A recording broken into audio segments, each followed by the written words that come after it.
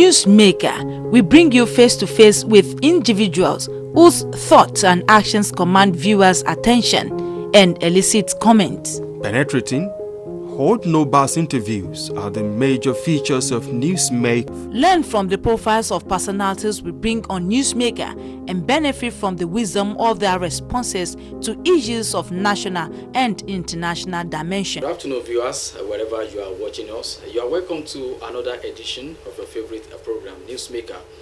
Newsmaker is a program put together by the News and Current Affairs Department of OSBC TV. On behalf of the producer of the program, Akinola Owolabi, my name is Kolade Akbata and welcoming you to another edition of the program. I have my guest here with me. My guest is a VIP, a very important personality, an elder statesman, a professor of professor, a teacher of teacher, a man who has made indelible mark in Nigeria and in the whole world. My guest is Professor Olu Aina. Good afternoon, sir. Good afternoon. You're welcome to the program. Thank you very much again. Yes, Professor Olu Aina was born on 24th of October, year 2040, in the ancient town of Ota, Ayegbaju, in Osun State. He attended Ibadan Polytechnic between 1965 and 1966. He went to Western Michigan University, Kalamazoo, USA, 1972 to 1974. Northern Michigan University, Marquette, if I get the spelling correct, USA in the year 1974. University of North Dakota, Grand Forks, USA 1975 to 1977. Manchester Business School, University of Manchester, UK 1981, and International Center for Technical Education, Huddersfield University, UK between 1986 to 1987, where he obtained BSc Hons, MSc, and PhD respectively. Professor Aina was a lecturer at the Ahmadu Bello University, Zaria, between 1989 and 1999.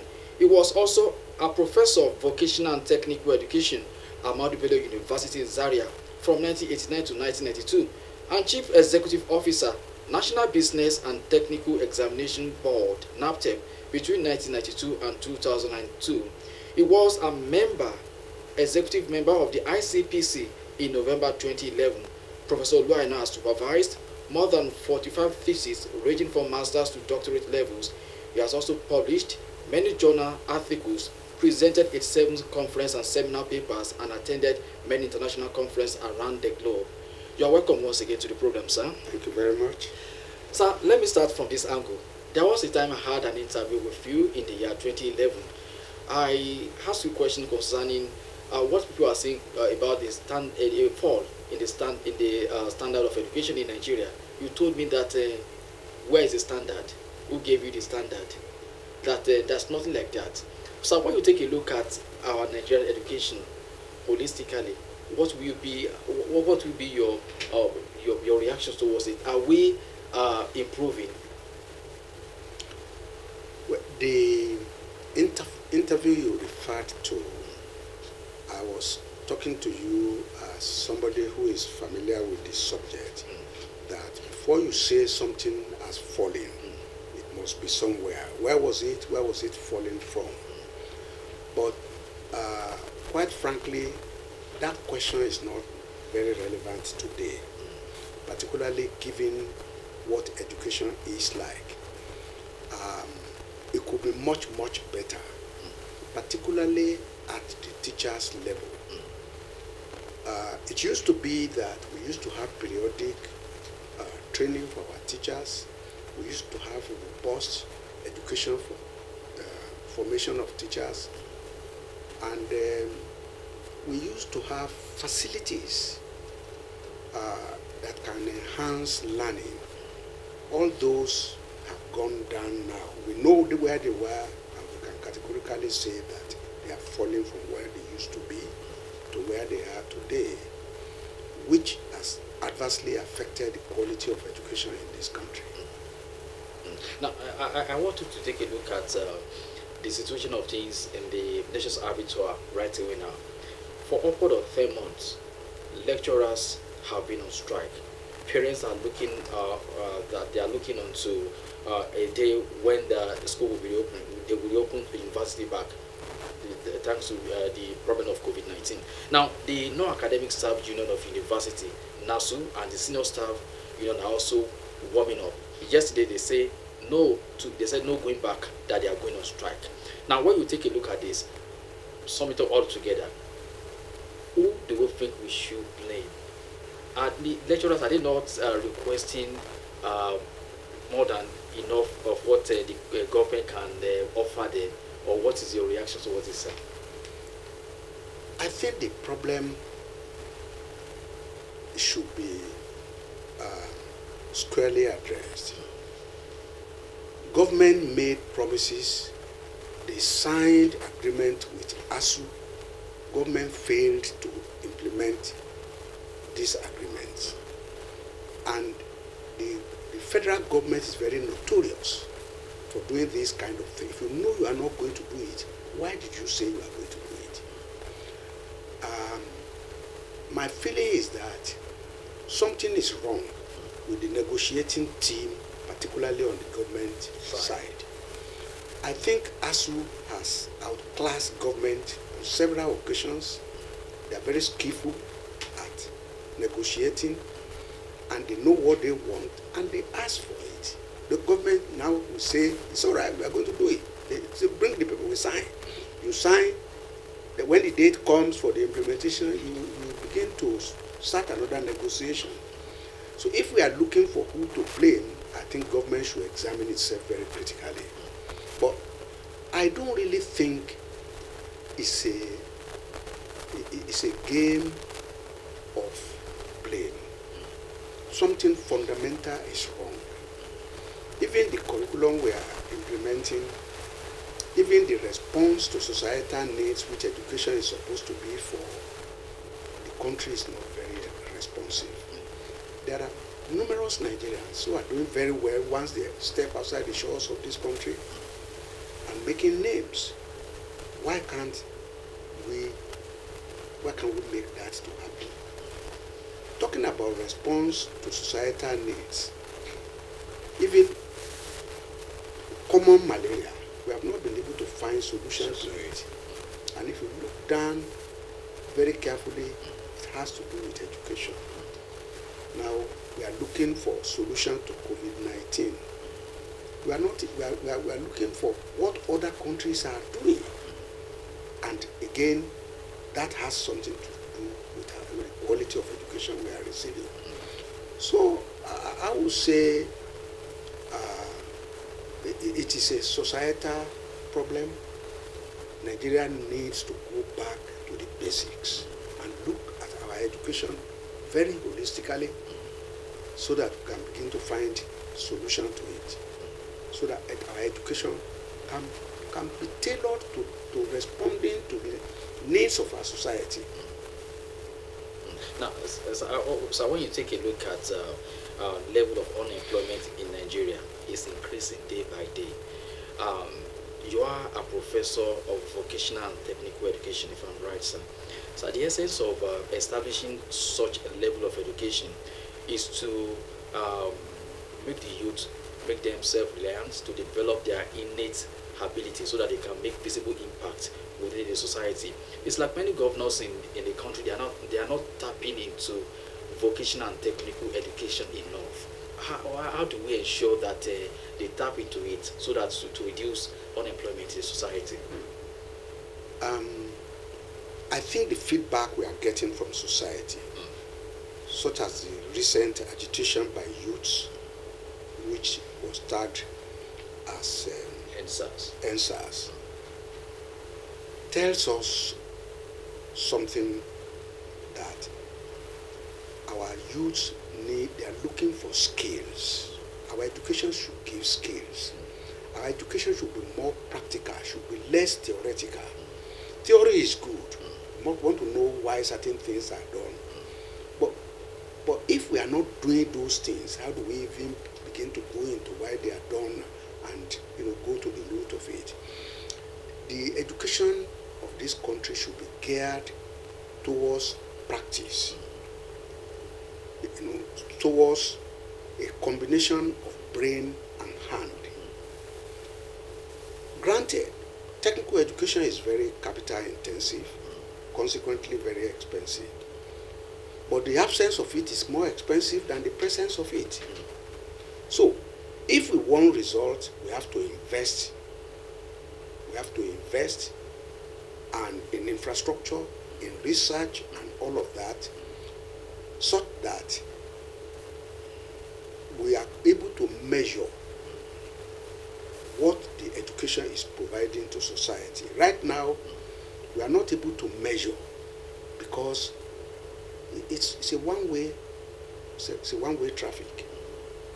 Now, I want you to also reflect on the period when you are the Chief Executive Officer of National Business and Technical Education Board, taking a look at the achievements, taking a look at the foundation that you laid then. Now, so when you take a look at it and looking at it now, do you see any form of improvements in the NAPTEP? I must commend those who succeeded me. As a matter of fact, they have built solidly on the foundation we laid about 20 years ago. For example, we were looking at education at the technical level to produce holders of craft level certificates. And then we succeeded in doing that. We combined practical knowledge with theoretical knowledge. As a matter of fact, NAPTEP certificate guarantees you 60% practical, 40% theory. Now, those who succeeded us realized that there are instances when somebody wants to come into the school and they don't want to spend the whole 2 years for the National Technical or Business Certificate. Now, what those who succeeded us did was to digitalize the education. They broke it down into small components. For example, it's now possible to go into a technical college for 3 months. And if only one small aspect of education is one they want to acquire, it is now possible.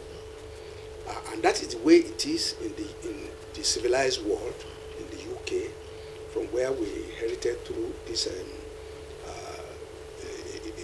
modular education, which is now the in thing. But unfortunately, the program is shrinking. It's shrinking because it is not the investment in this type of education is too little to make impact. That's why it looks like maybe they're not improving on it. They have considerably improved on it, but the investment in this type of education is too small, too little to make the desired impact. Now, sir, you are a former executive member of the ICPC. Of recent, an international organization, Transparency International, rated Nigeria low. Nigeria dropped in the rating. Out of 180 countries in the world, Nigeria is now 149 position of the most corrupt country in the world, and Nigeria was rated the second most corrupt country in the West African region. Now, so when you take a look at this, in terms of your observation about the fight against corruption since inception of ICPC, it's like EFCC is more pronounced in the media more than the ICPC. As what do you think is responsible for this? That's number one. Number two, how can we ensure that we fight the most corruption to the barest minimum, or is it not possible? Well, the level of corruption in this country is extremely embarrassing,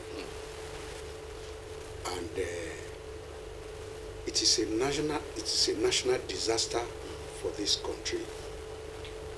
With more resources than most of the African countries that are doing very well. Sometimes ago, Nigeria and a country like Singapore were at par in development. Singapore has now moved to First World War, while Nigeria still remains third world country.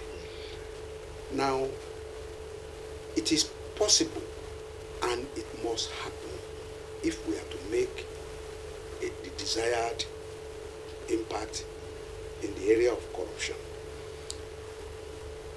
It must happen that this country has to cut back on corruption. I was privileged, as you said, to serve in ICPC.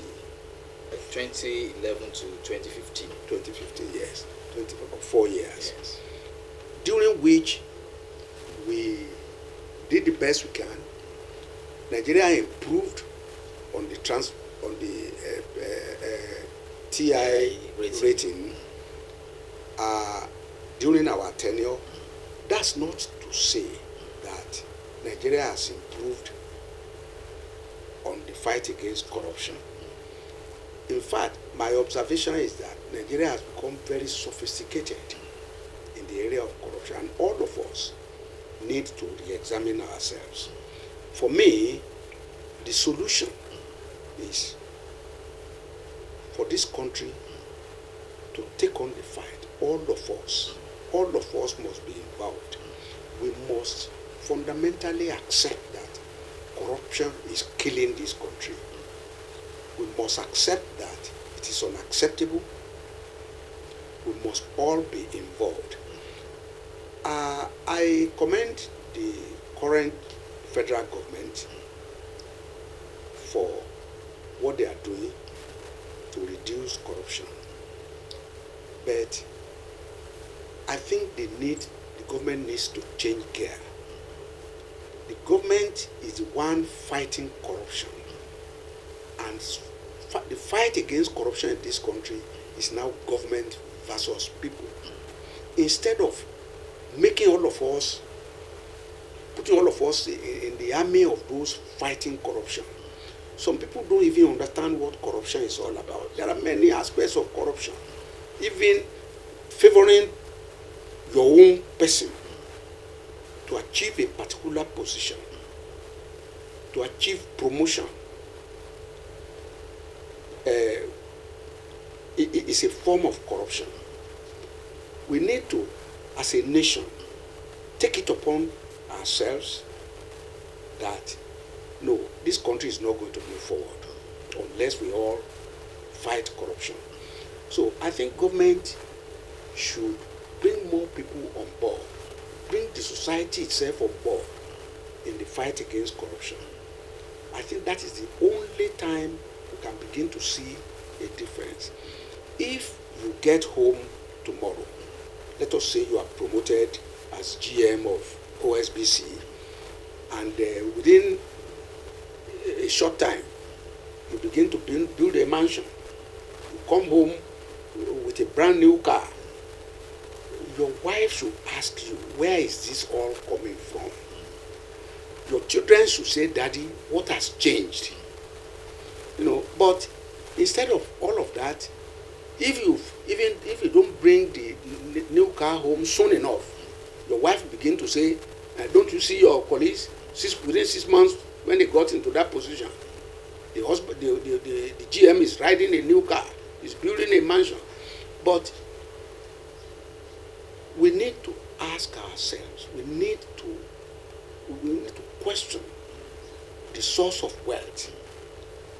You go to your church or your mosque and you begin to make huge donations simply because you are now in a position where you have access to resources. But instead of asking questions about where all these things are coming from, the church claps for you, they give you a special seat to sit in the church, until we all know what corruption is really all about, and we are all willing to be part of the fight. I am afraid government alone cannot fight it. Government alone cannot fight it. I was, when Buhari became president, I was requested to do a paperwork. I was acting chairman of ICPC, and I did a proposal along the lines of what I'm saying now. And that paper was extremely relevant at that time, and it is still relevant today, because not much of what was suggested in that paper had been looked at. On the issue of the difference between ICPC and EFCC, the two laws are different. ICPC is operating according to its laws. EFCC is operating according to its own laws. ICPC, for example, had all along been a judicial organization where investigations on any petition are supposed to be very discreetly handled. Whereas in the case of EFCC, they can even parade a suspect. It's not that, and of course, society would like to see somebody paraded. That's not the way the ICPC is supposed to operate. ICPC is supposed to very quietly carry out investigations without even the suspect himself knowing that he is being investigated. And by the time you reach the point of prosecution, it has gone very far, whereas in the case of EFCC, you may even reach the stage of prosecution and the person may not be found guilty. Now, Daddy, you are an octogenarian by my findings. So taking a look at what is happening in Nigeria, some people are of the opinion that part of our problem, challenges, is leadership problem, while others are saying no. The main of our problem is followership. That during the period of election, people release their mandates to be bought by politicians. Now, if you are to take a look at all of this, how can we get it right in Nigeria, especially during the period of elections? I don't know how we can get it right, but I think the electoral process itself has been so deeply corrupted that the expectations from politicians are too high. You know, your brother is contesting an election and it's a do or die affair, and if your person becomes governor,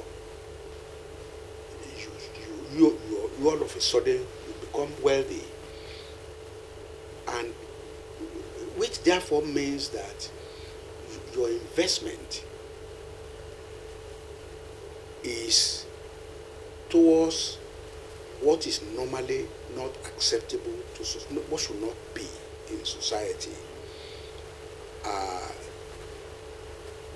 I think maybe education is part of it. If we can go back to education for a minute, very rarely will you find educated people in all these nefarious behaviors during election. Politicians will recruit those who are not well educated as thugs. My own children cannot be thugs. Your own children cannot be thugs. I think the processes need to change, and it can only change with education. If education produces very robust people, I think the situation will change. Thank you very much, sir. Yes, sir, viewers at home, for upward of 30 minutes, thereabouts, have been having a discussion with a man of impeccable character, an octogenarian, and elder statesman, in person of Professor Olu Aina. Thank you very much, sir. Thank you very much for giving us the opportunity to benefit from your wealth of experience. This is where we are going to draw the curtain on today's program, Newsmaker. On behalf of the producer of the program, Akinola Owolabi, I'm saying bye for now. Newsmaker, we bring you face to face with individuals whose thoughts and actions command viewers' attention and elicit comments. Penetrating, hold no bars interviews are the major features of Newsmaker. Learn from the profiles of personalities we bring on Newsmaker and benefit from the wisdom of their responses to issues of national and international dimension. In advanced countries of the world,